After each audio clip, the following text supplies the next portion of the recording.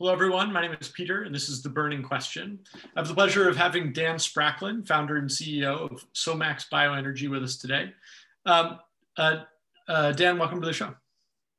Thanks, Peter, for having me. So why don't you tell us a little bit about SoMax Bioenergy and how you got into this? What we're going to be talking about today is hydrothermal carbonization. That's not quite biochar. And not quite anaerobic digestion, but something in the middle. And super excited to learn more about it. Sounds very promising, and would love to hear both how you got into it and kind of where you are now. Okay, so let me start off with my background. I started first part of my career, 15 years in corporate America. I was a process improvement and continuous improvement guru kind of guy that just focused on efficiencies. So that's where my mind frame came from. And then in 2013, we purchased a liquid hauling business. And getting into that business, I knew nothing about it. I just knew that everyone poos. And sometimes you need to take that away from people's houses when they have septic tanks. Yeah. So getting into that, realized very quickly how inefficient the process was, and that there's actually value in this material, whether it's grease or septic material, that really wasn't, the solution was take it somewhere else and dump it. There's no recovery of value in there or anything like that. So we initiated some research with Villanova University School of Sustainable Engineering, where we kind of did a scan of all technology available for bio waste and discovered hydrothermal carbonization. And from there, we spent 4 years doing R&D. We built out 4 different iterations of reactors. And we put through 8 master's students through their master's program, sponsoring the research on hydrothermal carbonization. And in 2019, we spun out the new company, SoMax Bioenergy, as a result of that research and development. That's exciting. So, well, congrats. You're now at least a year old. Amazing. Can you describe a little bit about, give us, assume that we know nothing. Explain hydrothermal carbonization like I'm 5. What are we talking about here, other than sewage treatment? Yeah. So hydrothermal carbonization, or HTC for short, is a process that utilizes heat and pressure to convert organic compounds in a waste environment into structured organic molecules. So it's sort of a way of repurposing materials. What we do is the aqueous environment, we keep it under pressure. That puts water in a subcritical state that goes on, and basically it's cleaving off larger compounds. So if you think of something like a sugar is a long chain of carbon and hydrogen, 18, 24 connections. We break that down into 6, 8 chain carbohydrates. So the easiest way to think about it is it's an industrial sized pressure cooker. Great. This process is extremely fast. So for example, in sewage sludge, we accomplish the conversion in 30 minutes. When you compare that to, say, anaerobic digestion or composting, you're talking anywhere from 2 weeks to 3 months to do. We do that in 30 minutes. And what do you end up with? What's, you take, I'm guessing you take some sort of kind of pre-treated sewage in a say municipal sewage setting, and what comes out the other end of this massive pressure cooker? So our reactor is about the size of a shipping container, to give you some element of size. What comes out the back end is a slurry that we then separate out, because biosolids are around 15% solid. They're 85% moisture content. Okay. A lot of that moisture content, the term is often used as cake because it's a very spongy, dry material. But what happens is all that water is locked up interstitially. So we are lancing the cells to release that water out. So at that, you go in as a cake and it comes out as more of a slurry, and think of it as like a smoothie. And then we separate that out. We dewater it. And we end up with 2 products. The first product is a solid carbon product called hydrochar. Hydrochar, if your fans are familiar with biochar.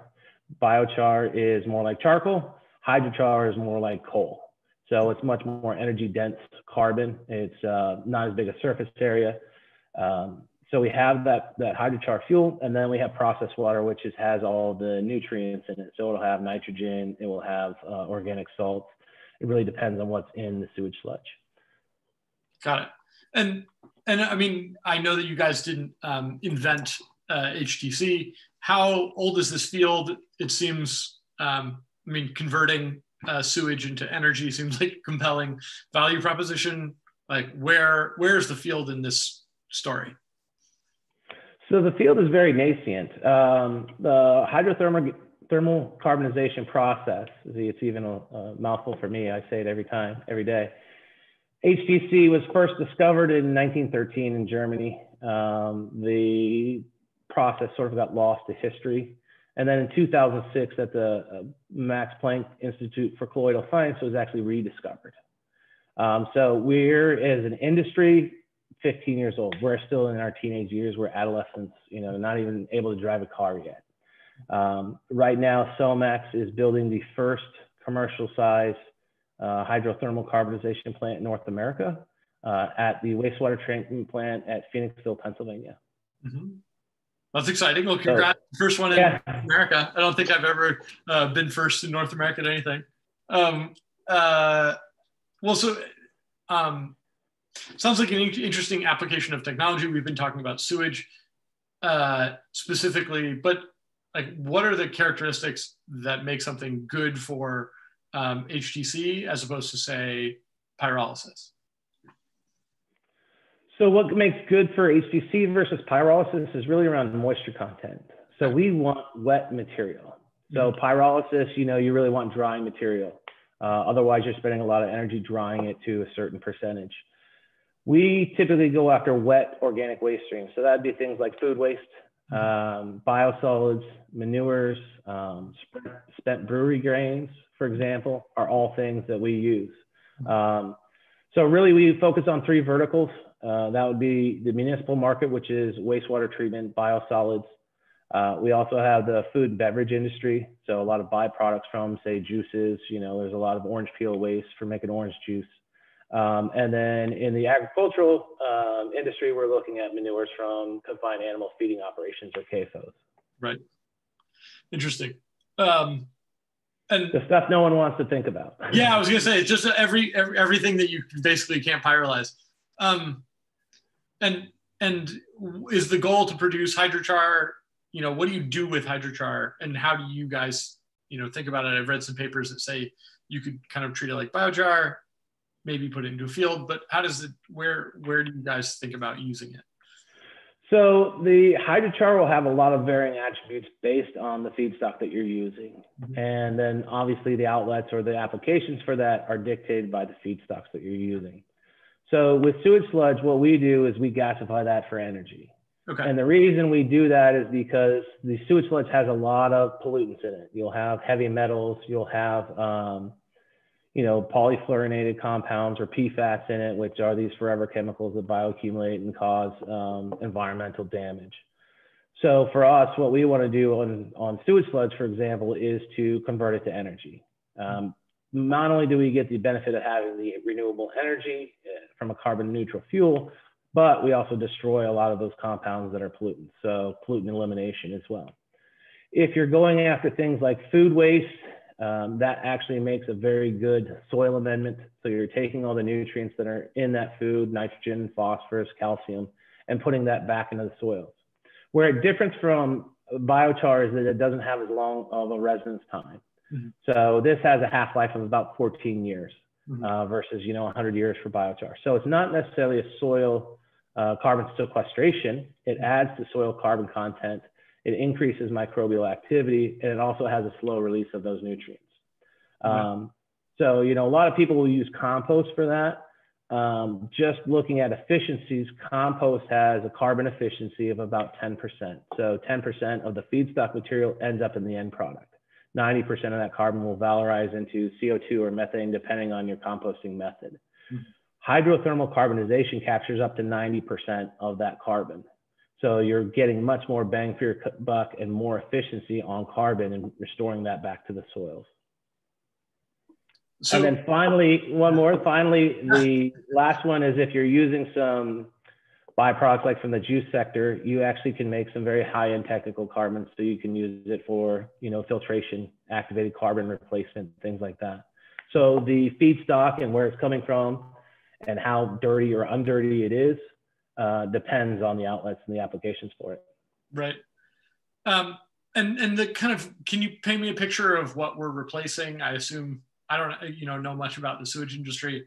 And, obviously one of the things that's really important to me is the carbon perspective here. So like, how do people currently process sewage, and how much energy does that take? How much energy does HGC produce? Can you walk me through that stuff a little bit? Yeah, so sewage is something that's ubiquitous across the United States. Whether you're in a major metropolitan city or you're in a small rural community, there are treatment plants, over 15,000 treatment plants in the United States. They vary in size from 500,000 gallons per day up to 150 to 300 to 500 million gallons per day. Treatment, yeah, they're large. Think of New York City or DC or any of these big, LA, Chicago, any of these big metropolitan areas. They have huge treatment plants. So it's a very energy intensive process. Approximately about 5% of all energy produced in the United States and consumed is used towards wastewater treatment. So 5% may not sound like a lot, but when you're talking about the entire US energy demand, it is quite a bit. So what we do is actually create hydrochar. In the application of being so, we're able to bring in food waste as well from the community. And then we actually gasify that. We produce 153% of the energy demand of that treatment plant. So we turn a treatment plant that was consuming, say, 5% of the area's energy demand and turning it into actually a power plant that's putting 7.5% energy back out onto the grid. So this allows the community to actually reach their 100% renewable energy goals 10 years early. And they'll be able to run street lights, municipal buildings, stoplights, all of this from stuff that they were paying to dispose of. So not only does it have an environmental and a energy return, it has an economic return as well. This will save the municipality a little over $1.5 million a year over the next 30 years. So it's just a common sense solution to do stuff rather than throw it away. Let's utilize it. That sounds great. When you say throw away, like what happens? What's the current, what do we do with it now? As far as I know, goes to a sewage treatment plant and then ? I don't know. Like what happens and what do we do with all this stuff that you would be turning into fuel? Yeah, so you're like 99% of the population. I flush and then that's it, right? I don't think about anything after that. We think about waste and sewage probably more than 99.9% of the population. What happens with sewage sludge? There's really three main outlets. The first one is incineration. And when you incinerate sewage sludge, it's very wet. So you're using a lot of excess energy to dry it essentially to the point where it can be combusted. Mm-hmm. And then when you combust it or incinerate it, you're actually putting the pollutants that were in that biosolids out into the atmosphere. Mm-hmm. So things like these PFAS or polyfluorinated compounds now become airborne. Where they were captured within the solid sewage sludge. The second use of it or disposal process is we landfill. So we landfill about approximately 40% of all biosolids in the United States. And so going into landfill, that causes problems with leachate and with methane and everything else that's associated with it. Is that one of the major creators of methane in landfills? Yeah, so really organics. So food waste and organics going into a landfill is probably 99% of the cause of all the problems with landfills. Yeah. So it causes the methane emissions, the leachate emissions. So if you're putting in organics in there, they're going to break down. Our goal is to keep organics out of the landfill and repurpose them before they get there. Right. And then finally, the most common use of biosolids in America is to land apply them on agricultural land. So here you're taking everyone's waste, you're aggregating it, including pollutants, things like pharmaceuticals, PFAS compounds, microplastics, and you're putting that on soils. And that will, over time, pollute the soils. And there's stories of how, dairies have been shut down because they were land applying biosolids. There's probably 5 states in the US that have banned land application of biosolids. I predict that there'll be a lot more because it's one of those issues where, you know, we should learn from our mistakes. We don't use asbestos anymore. We don't put lead in paint or lead in gasoline anymore because of the impacts that it has. And this is, I think, the next thing that should go by the wayside, and future generations look at us and say, why would you ever apply that on soils? Yeah. Well, I mean, that makes a lot of sense. Can you give me an idea of scale? Like you said, it sounds like something like 60% is land applied. Is that? Yeah. So there's roughly 100 million tons of biosolids produced in the United States every year. So 60% would be about 60 million tons of biosolids going on agricultural soils. Wow. Yeah. You can do the math. It's 1.2 pounds per person per day, times the population of the United States, times 365. That'll get you your number. It's a lot. It's a lot. Wow. Okay. Well, so, I mean, this seems really appealing. And it's interesting to hear, like, pyrolysis is exothermic, so you can trap the process heat, use it to do interesting stuff, make electricity, etc. But the kind of from a carbon sequestration perspective, the primary goal is end up with the biochar itself. You can do cool stuff with it.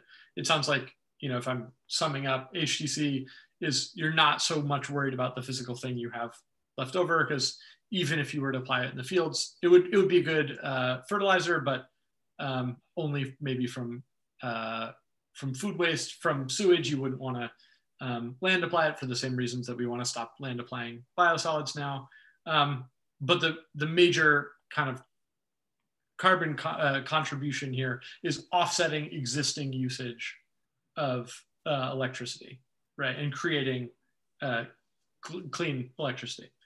That's right. That's how it contributes to the overall climate kind of view. Yeah, one of the easiest ways to think about hydrochar is think about it as thermal energy storage, right? So it works very similar in properties from an energy density perspective that coal does. Mm-hmm. So think of it as replacing coal or fossil fuels. And again, when you're talking about 5% of the US energy demand, it's a big lift there. Right. And something that can't necessarily be applied with conventional renewable energy. Right. These treatment plants run 24/7. You can't really, hook up a wind turbine and run it. Now you need battery backup and storage and everything else. Whereas you can just take the product or the byproduct of sewage treatment and utilize it to offset all of your other energy demands. Yeah. That sounds great. Okay. So I get the process and the climate side.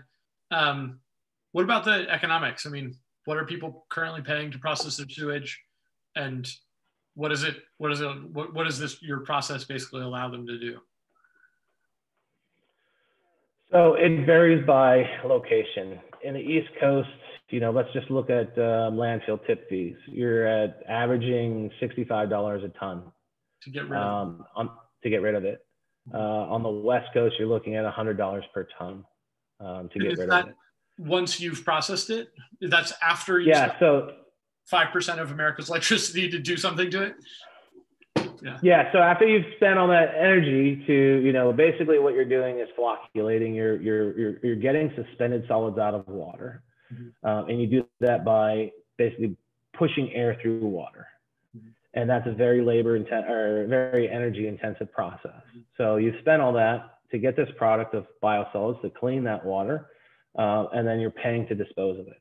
Yeah. So if you were to look at for processing, a total cost for processing a ton of sewage, you're looking at about $100 to $125 per ton. So with HTC, our total cost levelized over the lifetime of the equipment, you're looking in the $25 to $50 range per ton. Wow. So it's an automatic saving. So for example, this municipality that we're building the treatment plant for, or the carbonation plant for, they're going to save $1.5 million a year. When you amortize that over the 20-year lifespan of the project, it's $39 million in savings that goes to the general fund. That's great. And that's all just in disposal fee costs and reduction in expenses for energy. And does that count the energy that is being, I guess, sold back to the grid?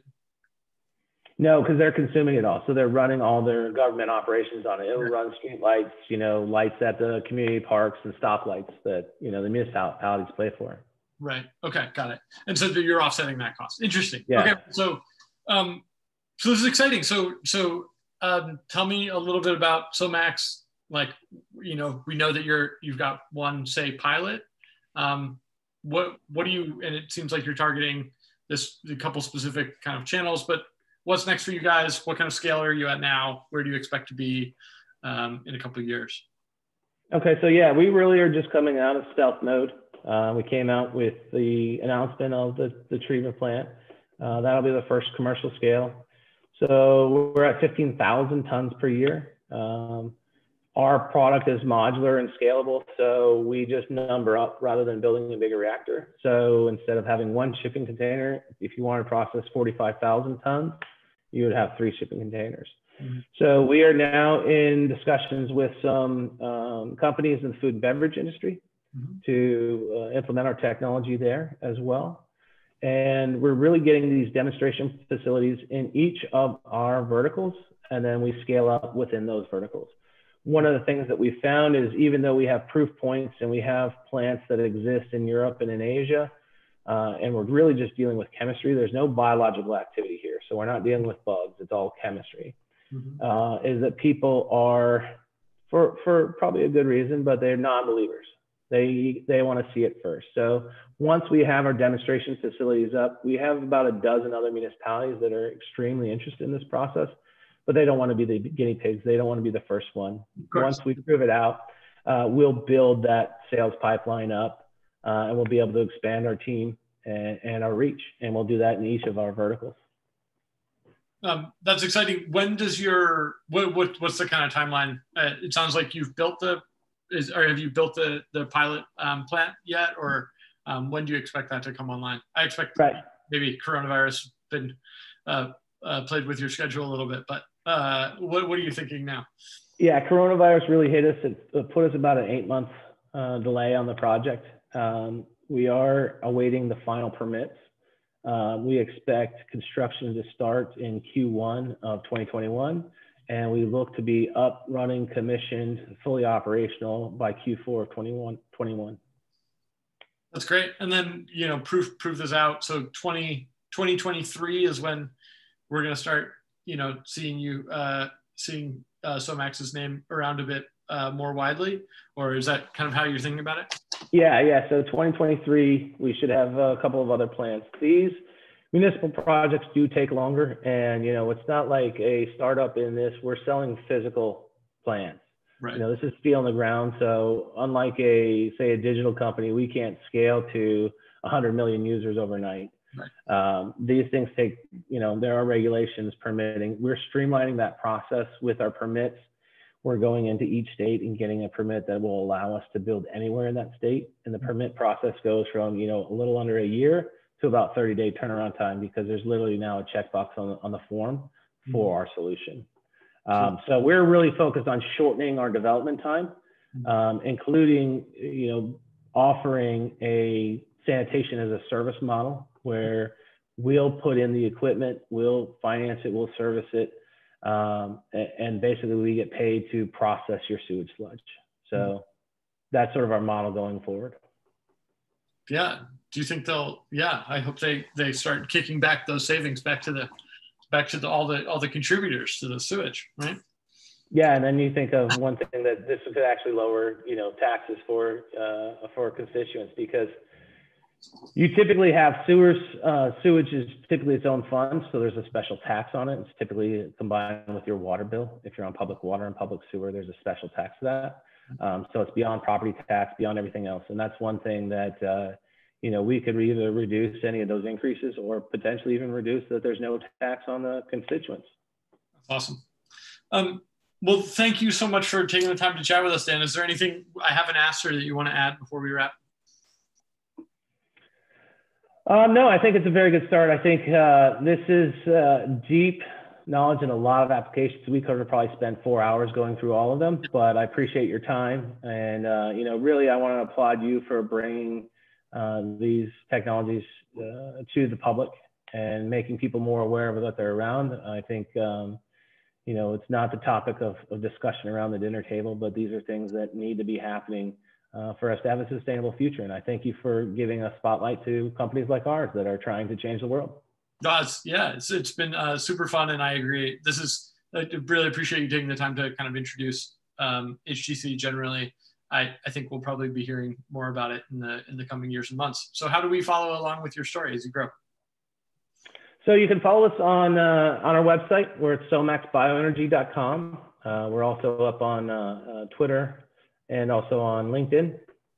You can follow me on LinkedIn or on Twitter. And I'm always there posting about hydrothermal carbonization. Probably one of the only people in America doing it right now. Yeah, we'll see you with a megaphone out there. Yeah. Yeah, absolutely. All right. Well, thanks, Dan. I so much appreciate your time. Thank you.